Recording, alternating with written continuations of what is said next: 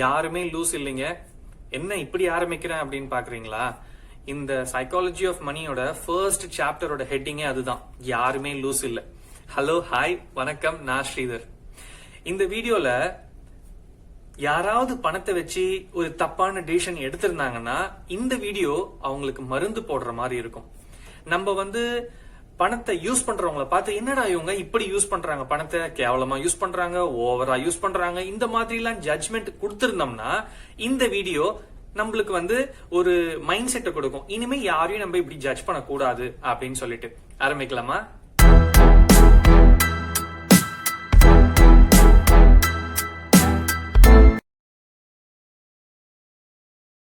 Hello, வணக்கம், நான் ஸ்ரீதர். இந்த உலகத்துல நம்ம எல்லாருமே பணத்தை எப்படி பாக்குறோம் அப்படிங்கிறது சேம் கிடையாது. ஒருத்தர் பணத்தை பாக்குற விதம் மாறும். இது ஏன் மாறுது அப்படின்னா நம்மளோட வளர்ப்பு முறை, நம்மளோட ஃப்ரெண்ட் சர்க்கிள், நம்ம லைஃப்ல பார்த்த சில எக்ஸ்பீரியன்சஸ், இது எல்லாமே நம்மளுக்கு பணம் டிஃபைன் பணம் அப்படின்னு சொன்னா நம்ம டிஃபைன் பண்றதும் இன்னொருத்தவங்க டிஃபைன் பண்றதும் ஒன்னாவே இருக்காது. ஒரு சின்ன எக்ஸாம்பிள் தரேன். என்னோட ஃப்ரெண்டு 12th படிக்கிறப்ப ஒரு 10-15 பேர் டூர் போலாம், பஸ் டூர் போலாம் அப்படின்னு பிளான் பண்றோம். என்னோட அந்த ஒரு ஃப்ரெண்டு மட்டும் வர முடியாது அப்படின்னு சொல்றோம். சோ நாங்க ஒரு 4 பேரு அவங்க வீட்டுக்கு போயிட்டு அவங்க அப்பா கிட்ட பெர்மிஷன் கேட்கிறோம். அந்த அப்பா சொன்னது என்னன்னா, இல்லப்பா, நான் இவனை அனுப்ப முடியாது டூருக்கு.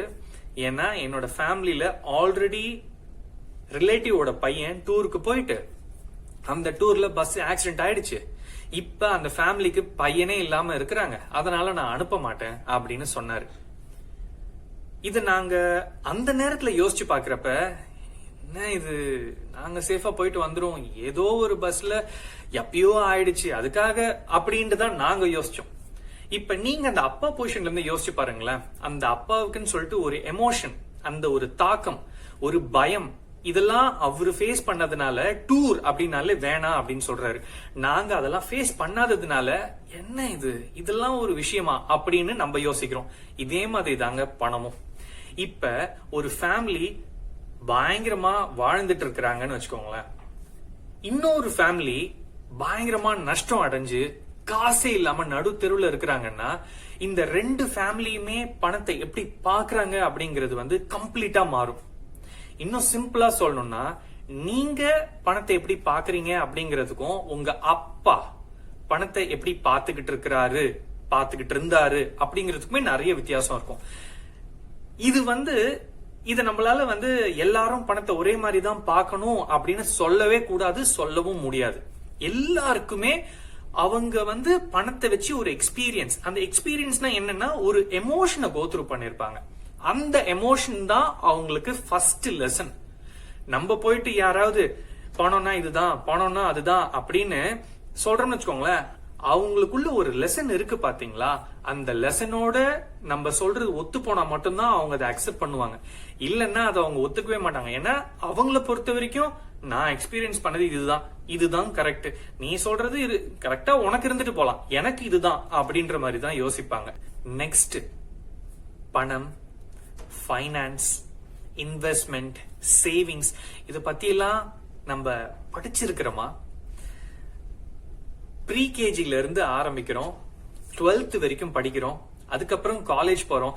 இந்த இத்தனை வருஷத்துல நம்மளுக்கு யாராவது பணம்னா என்ன, ஃபியூச்சர்ல வயசானதுக்கு அப்புறம் சேஃபா இருக்கணும், அதுக்கு இன்வெஸ்ட் பண்றதுக்கு என்னென்ன மெத்தட்ஸ் இருக்கு, எப்படி இன்வெஸ்ட் பண்ணலாம், பணத்தை எப்படி ஹேண்டில் பண்ணலாம் அப்படிங்கறது யாருக்காவது சொல்லி தந்திருக்காங்களா அப்படின்னு கேட்டா எனக்கு தெரிஞ்சு இல்ல. ஏன்னா நான் பணத்தை பத்தி எதுவுமே படிக்கல. நம்ம பிறந்த ஸ்கூலுக்கு போக ஆரம்பிக்கிறோம் பாத்தீங்களா, அதுல இருந்து காலேஜ் முடிக்கிற வரைக்குமே என்ன மைண்ட்ல வச்சுக்கிட்டு ஓடுறோம் அப்படின்னா பணம் சம்பாதிக்கணும் அப்படின்னு தான் ஓடுறோம். சம்பாரிச்ச பணத்தை என்ன பண்ணணும் அப்படிங்கிறது 24-25 வயசுக்கு மேலதான் நம்ம படிக்கவே ஆரம்பிக்கணும். சோ யோசிச்சு பாருங்க. நான் நிறைய இந்த கிரிக்கெட் விளையாடுறப்பெல்லாம் சின்ன பசங்களோட விளையாடி இருக்கேன். ஃப்ரெஷர்ஸ் இப்பதான் ஜாப் ஜாயின் பண்ணிருக்காங்க, 1 மாசம் தான் ஆயிருக்கு, கையில 1 லட்சம் ரூபாய் போனோட வருவாங்க. ஏன் இது நடக்குது? ஏன்னா இன்வெஸ்ட்மெண்ட்னா என்னன்னு தெரியாது, எனக்கும் தெரியாதுதான். ஆனா சம்பாதிக்கணும் அப்படிங்கிற ஒரு கான்செப்ட மட்டும் நம்மளுக்குள்ள இங்க நல்ல ஸ்ட்ராங்கா இறக்கி இருக்கிறாங்க.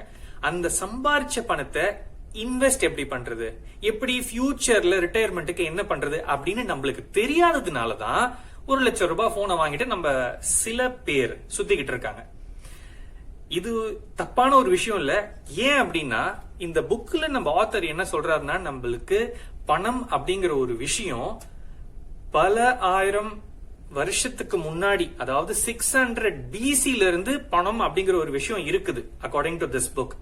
ஆனா இன்வெஸ்ட்மெண்ட், ஃபைனான்ஸ் இத பத்தி நம்மளுக்கு பெருசா ஒரு அறிவு வரல.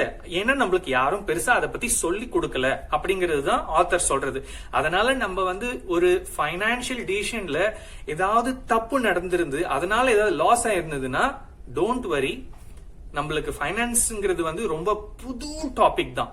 ஈவன் தோ பணம், ஃபைனான்ஸ் அப்படிங்கிற ஒரு விஷயம் 600 BCல இருந்து இருந்தாலும் நம்மளுக்கு அதை பத்தி ஒன்னும் பெருசா தெரியாது. சின்ன எக்ஸாம்பிள் பாருங்க, இந்த லோன் அப்படிங்கிற ஒரு விஷயம் 1000 வருஷமா இருக்குது. ஆனால் லாஸ்ட் 30-35 வருஷமா தான் இந்தியால எல்லாருக்குமே ஆக்சசிபிளா இருக்கு. இந்தியாவில் கிரெடிட் கார்டு 1980ல இருந்து இருக்கு. ஆனா லாஸ்ட் 20-25 வருஷமா தான் நிறைய பேர் கிரெடிட் கார்டுங்கிற ஒரு விஷயத்தை யூஸ் பண்றாங்க. ஆனா பணம் அப்படிங்கிற ஒரு விஷயம் வந்தது எப்ப? 600 BC. நம்ம இப்பதான் கிரெடிட் கார்டு யூஸ் பண்றோம், பணம் கடன் வாங்குறது பேங்க் கிட்ட இருந்து அப்படிங்கறதெல்லாம் இப்பதான் ஒரு நார்மலான ஒரு விஷயமாவே ஆயிருக்கு. அதனால நம்ம கத்துக்குட்டி பணத்தை எப்படி ஹேண்டில் பண்றது நம்மளுக்கு இன்னும் இது வரைக்கும் சொல்லி தரல. அப்படிங்கறத நம்ம ஒத்துக்கிட்டோம்னாலே நம்ம இது வரைக்கும் பண்ண தப்பான பினான்சியல் டிசிஷன்ஸுக்கு இது ஒரு ரீசன், ஒரு ஜஸ்டிஃபையபிள் ரீசனா இருக்கும்.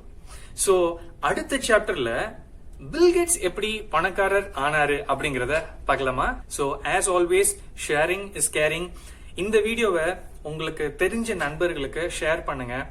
யாரெல்லாம் பணத்தை பத்தி தெரிஞ்சுக்கணும், புக்ஸ் படிக்க டைம் இல்ல ஆனா எனக்கு அதுல இருக்க கண்டென்ட்ஸ் என்னன்னு தெரிஞ்சுக்கணும் அப்படின்னா இந்த வீடியோவை அவங்களுக்கு ஃபார்வர்ட் பண்ணுங்க.